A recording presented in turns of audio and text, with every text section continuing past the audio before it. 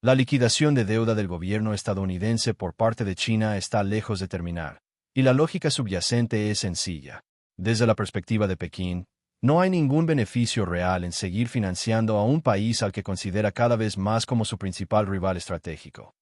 Si lo pensamos con perspectiva, pocas naciones apoyarían voluntariamente el sistema financiero de un competidor que restringe activamente su tecnología, sanciona a sus empresas e intenta limitar su influencia global.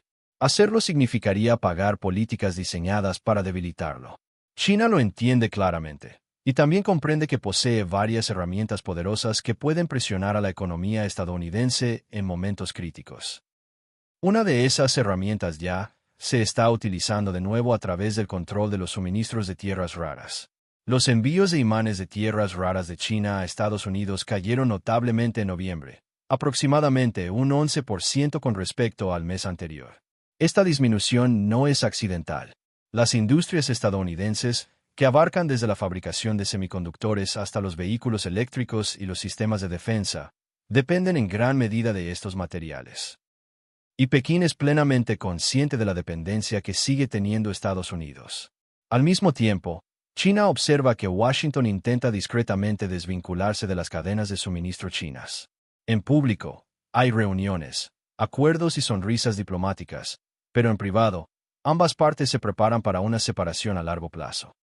Estados Unidos intenta revertir décadas de abandono industrial en un plazo muy breve, esencialmente intentando reconstruir lo que ignoró durante 20 años en tan solo unos pocos.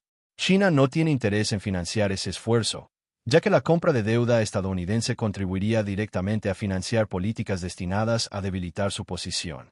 Del lado estadounidense, la urgencia se hace evidente.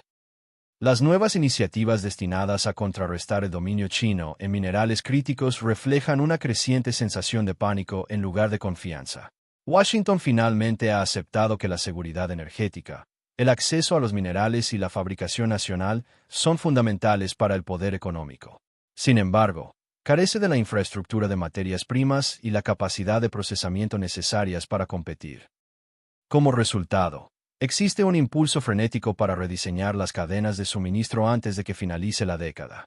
Ese esfuerzo será extremadamente costoso.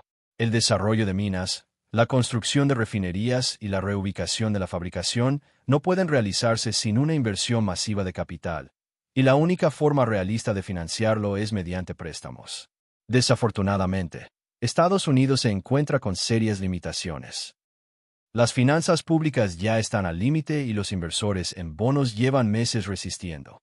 Aunque la Reserva Federal ha bajado los tipos de interés en repetidas ocasiones desde septiembre, los costes de financiación a largo plazo se mantienen persistentemente altos. Si China hubiera actuado de otra manera, la crisis financiera podría haberse prolongado durante años más.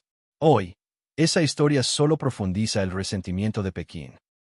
La congelación de las reservas rusas envió un mensaje claro de que los activos en dólares no son políticamente neutrales.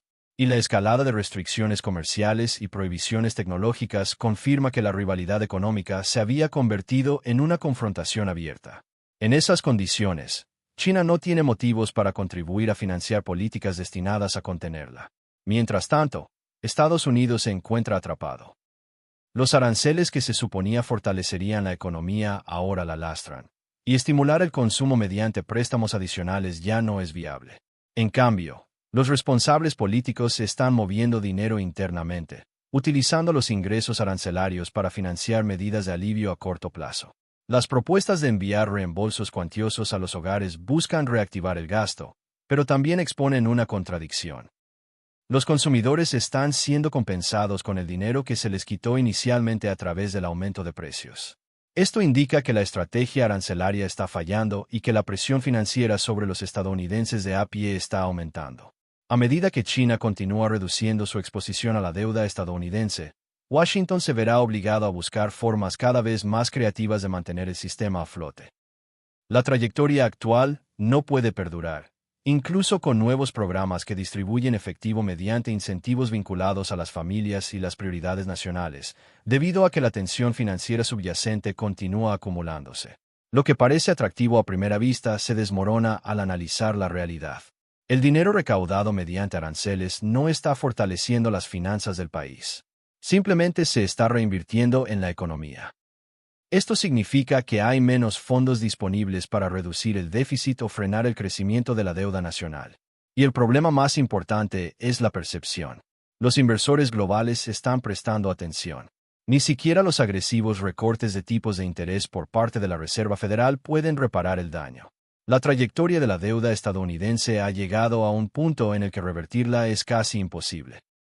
La única solución significativa que queda requeriría recortes de gasto profundos y drásticos, y eso inevitablemente pone de relieve áreas sensibles, como el gasto en defensa. Un solo gráfico explica por qué los bonos del Tesoro estadounidense se han vuelto cada vez más riesgosos. Los pagos anuales de intereses de la deuda han ascendido a aproximadamente 1,24 billones de dólares, una cifra alarmante por sí sola. Pero si se considera como porcentaje de la economía en general, se vuelve aún más preocupante. Los costos de los intereses superan ahora el 4% del PIB total de EU, y eso sin considerar nuevos préstamos. Si nada cambia, esa cifra podría ascender al 5% o incluso al 6% en pocos años. En ese momento, la exportación más fiable de Estados Unidos podría dejar de ser la innovación o la tecnología, para convertirse en dólares recién creados. Si se analiza la situación en profundidad, el resultado es evidente. O bien los tipos de interés deben caer significativamente o bien el gasto público debe reducirse. No hay otras opciones realistas. Sin embargo, recortar el gasto contradice los objetivos políticos actuales. Estados Unidos intenta repatriar la manufactura, superar a China y asegurar las cadenas de suministro. Los aranceles son fundamentales en esta estrategia, pero tienen un alto coste. Aumentan discretamente los gastos en toda la economía e impulsan el gasto público a través de canales indirectos. Desde la perspectiva de Trump, no hay duda ni reparos. El conflicto comercial no terminará pronto y es probable que se prolongue durante varios años más. Consideremos ahora cómo se ve esto desde fuera. Póngase en la posición de un inversor extranjero, aún más importante, de un banco central extranjero. Es improbable que los flujos comerciales con EU se recuperen rápidamente, lo que naturalmente debilita la demanda de dólares. Al mismo tiempo, la Reserva Federal continúa avanzando hacia una política monetaria más flexible, creando las condiciones para que entren en circulación aún más dólares. A medida que aumenta la oferta, se prevé que la carga de la deuda se expanda aún más, especialmente de cara a 2026. Para los inversores globales, la decisión se vuelve dolorosamente clara. Salir pronto mientras las pérdidas sean manejables, o mantener la inversión y observar cómo se erosiona lentamente el poder adquisitivo. Se espera que el valor de las tenencias en dólares disminuya con el tiempo, y datos recientes ya confirman este cambio. La participación extranjera en los mercados de deuda estadounidense ha disminuido drásticamente tras la crisis financiera de 2008. Los inversores extranjeros poseían más de la mitad de toda la deuda del gobierno estadounidense. China desempeñó un papel importante en el apoyo a EU en ese momento. Desde entonces, la tendencia se ha revertido por completo. Los tenedores extranjeros han ido reduciendo su exposición año tras año. Hoy en día, representan cerca de un tercio del total de la deuda pendiente. Este cambio es importante porque los inversores extranjeros no son anclas a largo plazo.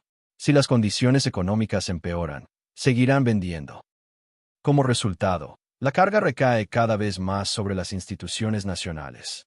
Los bancos, fondos de pensiones y vehículos de inversión estadounidenses están absorbiendo una parte cada vez mayor de la deuda pública. Esto vincula la riqueza de los hogares estadounidenses más directamente con la estabilidad del mercado de bonos del Tesoro. Más allá de la exposición nacional, la siguiente pregunta es qué países siguen fuertemente vinculados al dólar porque son los que más sufrirán si se rompe la confianza. Mantener grandes reservas de dólares conlleva un riesgo oculto. Cuando esas reservas finalmente se gasten, podrían comprar mucho menos de lo esperado. En una crisis global, ya no se garantiza que el dólar se fortalezca como lo ha hecho en el pasado. Una fuerte caída es ahora una posibilidad realista. Entre los mayores tenedores de deuda estadounidense, 3 países destacan claramente: Japón, Reino Unido y Francia. Japón ha aumentado constantemente su exposición, sumando aproximadamente $65.000 millones en los últimos meses, lo que eleva sus tenencias totales a alrededor de $1,2 billones. Francia también ha aumentado su posición. a menor escala. Sin embargo, la medida más agresiva proviene de las tenencias británicas de bonos del Tesoro estadounidense han aumentado drásticamente, superando ya las de China y acercándose a los 900.000 millones de dólares. Este nivel de exposición representa una apuesta arriesgada. Si Estados Unidos finalmente decide debilitarse, el dólar mediante la creación de dinero a gran escala, una parte significativa de esa riqueza almacenada podría desaparecer fuera de las principales economías occidentales. Muchos países están buscando activamente alternativas. El oro es un beneficiario obvio, pero no es el único. Los fondos soberanos también están aumentando su exposición a la renta variable y a activos no denominados en dólares.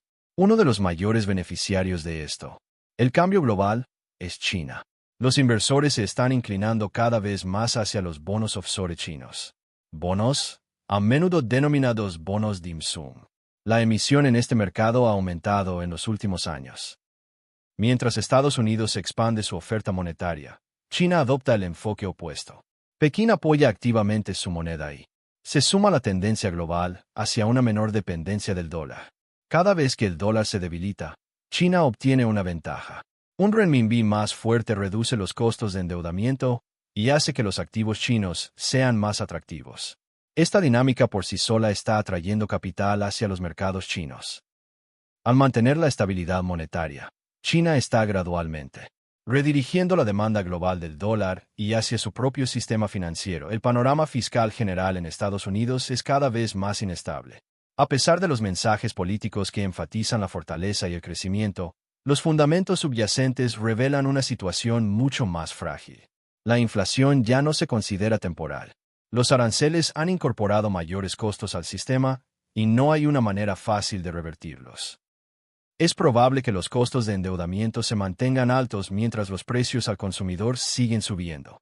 Los hogares sienten la presión a diario a medida que aumentan los gastos de manutención. Al mismo tiempo, los inversores en bonos exigen mayores rendimientos para mantener la deuda estadounidense a largo plazo, lo que refleja la creciente preocupación por la inflación y la sostenibilidad fiscal. Esto crea un peligroso círculo vicioso, que eleva aún más los costos de financiamiento del gobierno. Depender más del endeudamiento a corto plazo tampoco resuelve el problema. Aumenta la liquidez, agrava la inflación, en última instancia, impulsa al alza los tipos de interés a largo plazo. Cualquier camino a seguir parece amplificar los riesgos. El sistema está prácticamente acorralado. Algunos actores lograrán beneficiarse, mientras que otros absorberán las pérdidas. La continua reducción de las tenencias de bonos estadounidenses por parte de China deja claro que no quiere seguir expuesta cuando la confianza finalmente se quiebre. Es probable que otras economías emergentes sigan el mismo camino. Las preguntas clave ahora son si China seguirá reduciendo su exposición y si los líderes estadounidenses tienen alguna estrategia de salida viable. Manténgase seguro y no olvide apoyar el canal mientras atravesamos lo que podría ser uno de los periodos financieros más impredecibles de la historia moderna.